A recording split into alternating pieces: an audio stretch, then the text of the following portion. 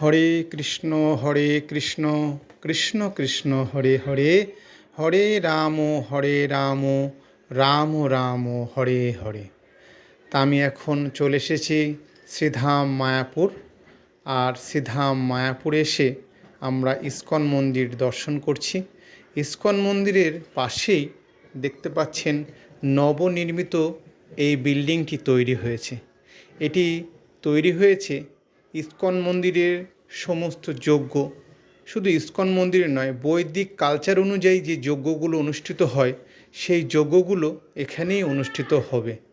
তাই জন্য এই নবনির্মিত বিল্ডিংটি ইস্কনের নতুন বিল্ডিংয়ের সন্নিকটেই তৈরি করা হয়েছে, আপনারা দেখতে পাচ্ছেন।